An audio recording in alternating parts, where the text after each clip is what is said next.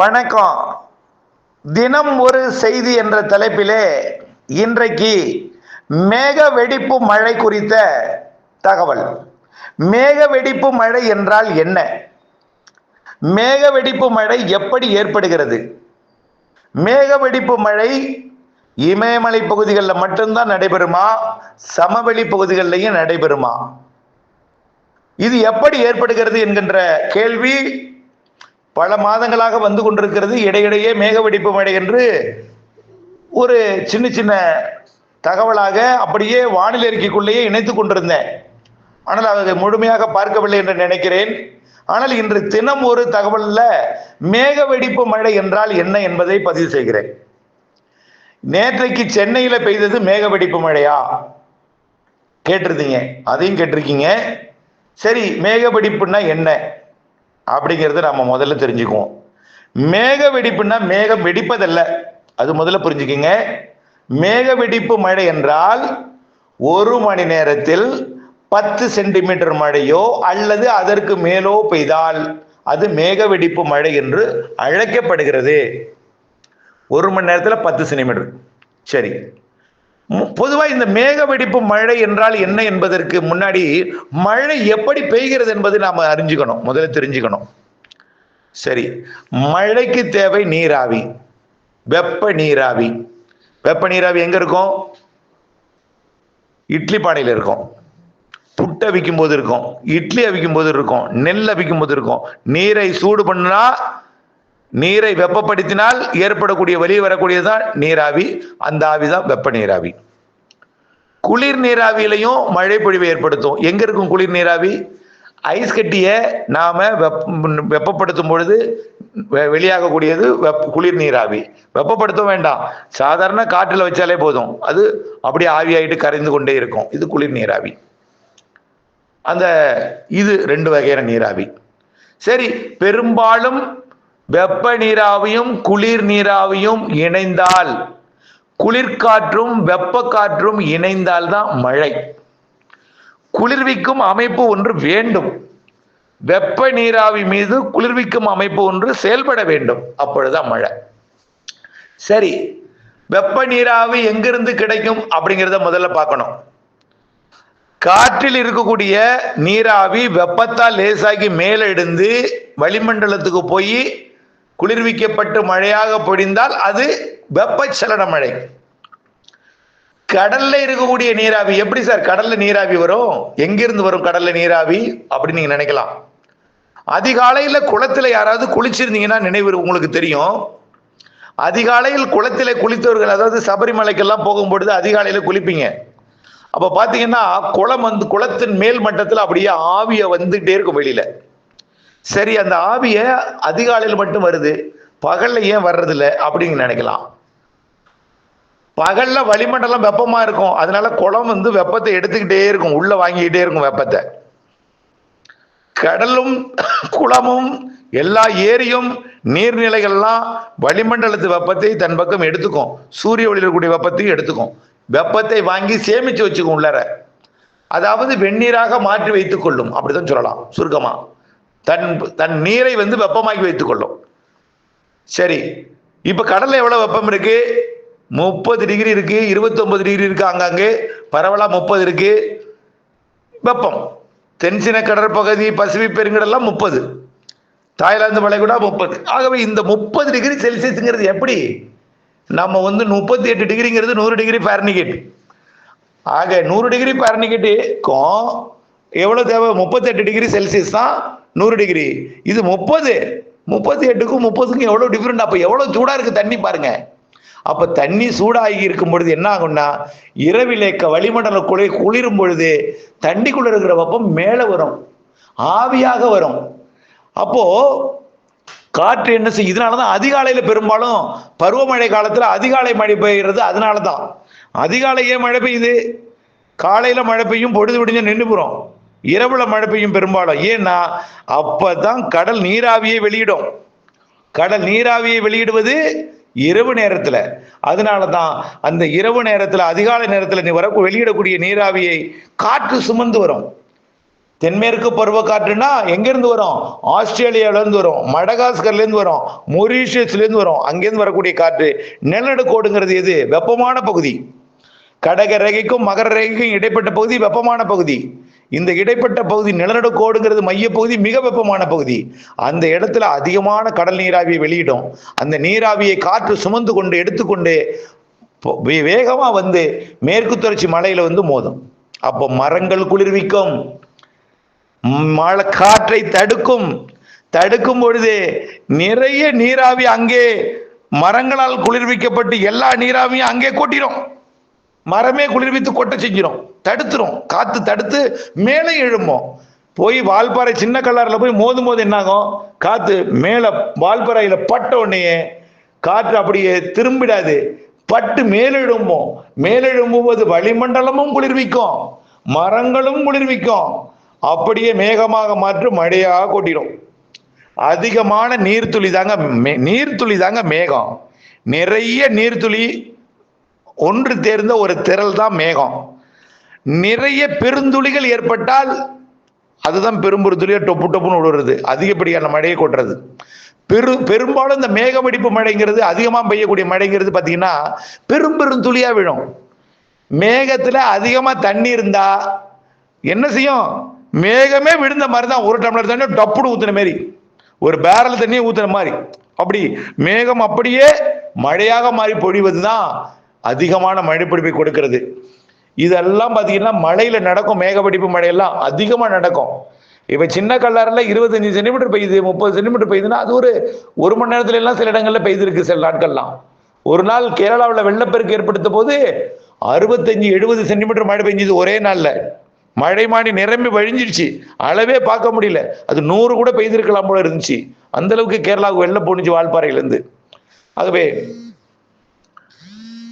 ஆகவே இப்படிப்பட்ட மழை பொழிவுகள் கண்டிப்பாக மலைப்பகுதிகளில் நடக்கும். இமயமலை பகுதியில் எப்படி நடக்குது?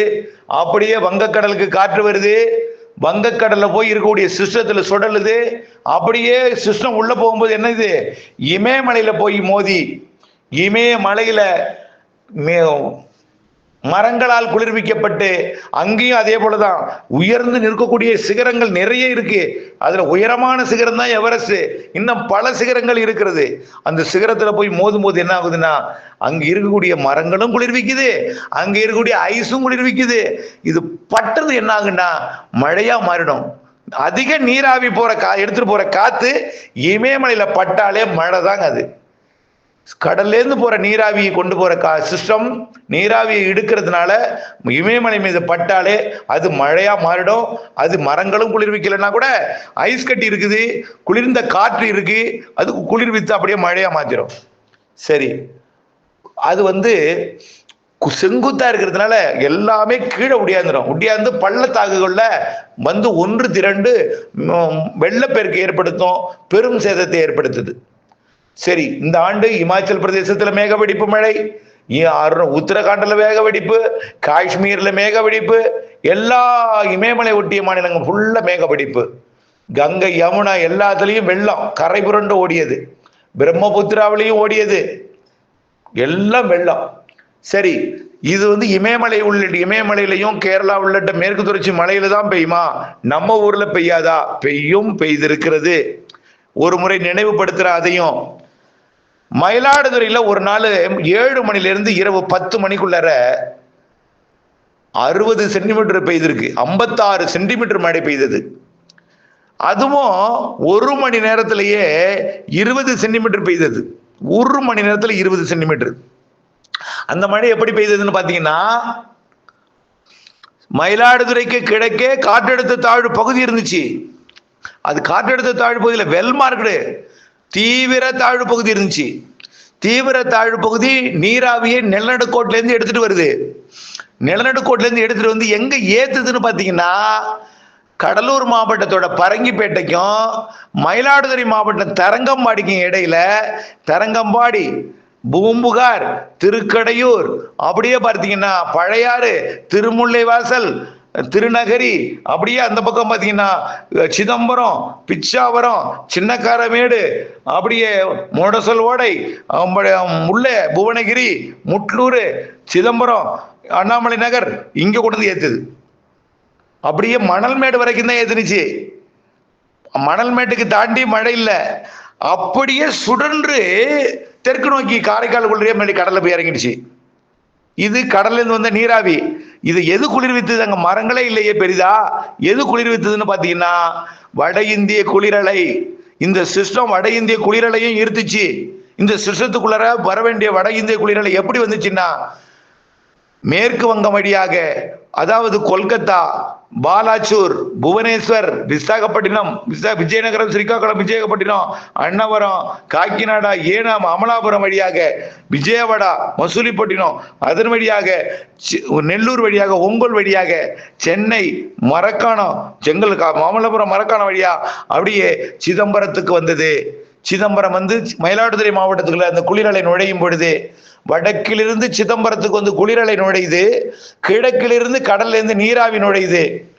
கடல்ல இருந்து நீராவியை கொண்டு வந்து ஏற்ற ஏற்ற ஏற்ற வட இந்தியாவிலிருந்து வந்த குளிரலை நுழைந்து நீராவியை குளிர்வித்து மழைப்பொழிவை தொடர்ந்து கொடுத்து கொண்டே இருந்தது.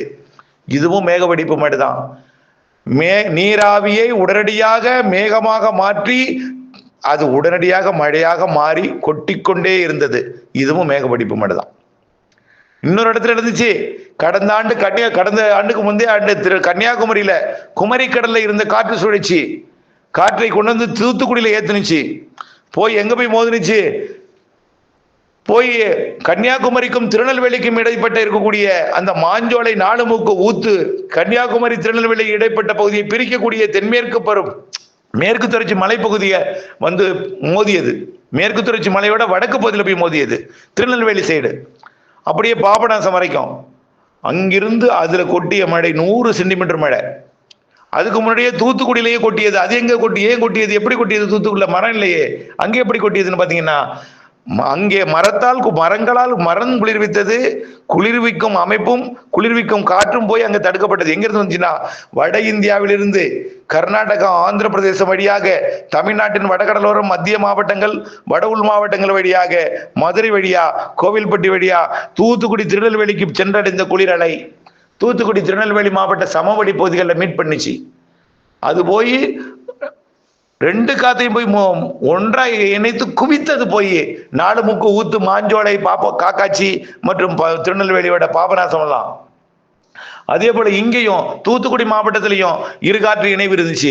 ரெண்டுமே கொட்டியது மழையை. இப்படி வெப்ப நீராவியும் குளிர் நீராவியும் இணைந்தால் மழை பொழிவு ஏற்படும். குளிர்விக்கும் அமைப்பு இருந்தால் நீராவி, வெப்ப நீராவி அப்படியே மழையாக மாறும். இமயமலை பகுதிகளில் மரங்களும் இமயமலையில் கூடிய குளிரும் மேலே போக போக ஏற்படக்கூடிய குளிரும் உடனடியாக மழையாக மாற்றும். அதே போல கடலோரம் இமயமலையிலிருந்து வரக்கூடிய குளிர்காற்று தென் மாவட்டங்களுக்கு வரைக்கும் வந்திருக்கிறது. மயிலாடுதுறை ஒரு முறை வந்தது. இப்படி 2 காற்று இணைவு என்பது நடைபெறும் இடத்துல அதிகமான நீராவியை கொண்டு வந்து ஏற்றும் இடத்துல அதற்கு சமமான குளிர்காற்று வந்து சந்திக்கும் பொழுது அத்தனை நீராவியும் அவ்வளவு குளிர்காற்றால் அவ்வளவு மழையாக மாறிவிடும். இதுதான் மேகவெடிப்பு மழை. ஆக நீராவி அதிகம் சுமந்து வரும் காற்றில் அதிகமான குளிர்காற்று நுழைந்தால் அதிகமான மழைப்பொழிவை கொடுக்கும். அதிகமான நீரை அதுதான் குளிர்விக்கும் அமைப்பு சாதகமாக இருக்கணும். நீராவியும் அதிகமாக இருக்கணும். இப்படி இருந்தால் மேகவெடிப்பு மழை இருக்கும். சரி, ஏன் சார் இப்ப அதிகமா நடக்குது? காரணம் என்ன? கடல் அதிகமா வெப்பம் அடைஞ்சிருச்சு. கடல்ல இருந்து அதிகமான வெப்ப நீராவியை தூக்கிட்டு வருது. அதிகமா கடல் வெப்பம் அடைஞ்ச காரணத்தினாலதான் எல்லா பிரச்சனையும். ஏன் கடல் வெப்பம்? கடல் நீரோட்டம் அதிகமாயிடுச்சு. கடல் நீரோட்டம் பசிபிக் பெருங்கடல் இருக்கக்கூடிய நீரோட்டம் நம்முடைய வங்கக்கடல்ல இருக்கு. இப்போ எங்க இருக்கக்கூடிய வெப்பத்தையே கடத்தி கொண்டு இங்கே வருது. கடல் வெப்பம் அதிகமாகி விட்டது. வெப்பத்தை உலகம் முழுவதும் கடத்துகிறது நீரோட்டம். நீரோட்டத்தை கொண்டு வந்து இலங்கை அருகேயும் இலங்கைக்கும் அந்தமானுக்கு இடைப்பட்ட பகுதியில் இப்ப வந்து ஏற்றிட்டு இருக்கு. ஆகவே கடல் நீரோட்டம் வெப்பத்தை கொண்டு வந்து உயர்த்தி கொண்டிருக்கிறது. வெப்பம் அதிகமாகி இருக்குது கடல்ல. இதனால கடல்ல இருந்து நீராவி அதிகமாகிறது. காற்று நீராவியை சுமந்து வருகிறது. புயல் எப்படி? புயலாகிட்ட என்னாகும்? கடலுக்குள்ள இருக்கிற நீராவியை அதுவே வெப்பப்படுத்தி அதுவே எடுக்கும், மேலாக அனுப்பிட்டே இருக்கும். புயல் கண் வழியாக மேல அனுப்பிட்டே இருக்கும். கடலிலே ஊன்றி ஆழ்ந்து போய் கடலுக்குள்ள இருக்கக்கூடிய நீரோட்டத்தை போய் பிடிச்சி நீரோட்டத்தில் இருக்கக்கூடிய நீரை வெப்பப்படுத்தி புயலோட கண் வழியா வெளியில போய் மேலடுக்குல விசிறும் பொழுது மேலடுக்குக்கு போய் உயரே போகும்பொழுது உயரே போக போக குளிரும், வளிமண்டலம் குளிர்ச்சியாக இருக்கும். உயரே போக போக அது மழையாக அந்த நீராவியை சுற்றி விசிறும் பொழுது மழையாக மாறி பொழிந்து கொண்டே இருக்கும். இதான் எல்லாத்துக்கும் அடிப்படை. கடல் வெப்பம் அதிகரிப்பின் காரணமாகத்தான் அதிகமான கடல் நீராவி வெளியாகுது. கடல் வெப்பம் அதிகரிப்பின் காரணமாகத்தான் நிறைய புயல்கள் உருவாகிறது. இது எல்லாமே கடல் வெப்பத்தை குறைக்க மாசு இயற்கையோடு இணைந்து வாழ வேண்டும். கார்பன் வாயு வெளியேற்றத்தை குறைக்க வேண்டும். கார்பன் வாயு வெளியேற்றம் மட்டுமே இது. கார்பன் வாயு வெளியேற்றத்தை தடுக்கணும்னா அதிக மரங்கள் வளர்க்கணும், ஆக்சிஜனை அதிகம் உற்பத்தி பண்ணணும். ஆகவே கார்பன் உற்பத்தி பண்ணாலும் அதுக்கு சமமான மரங்கள் வேண்டும். கார்பன் வாயு வெளியேற்றத்தை குறைக்கணும், ஓசோனை பாதுகாக்கணும். இதுதான் முதல்ல முக்கியம். இணைந்தே இருப்போம். நாளை ஒரு புதிய தகவலை சந்திக்கும் வரை நன்றி.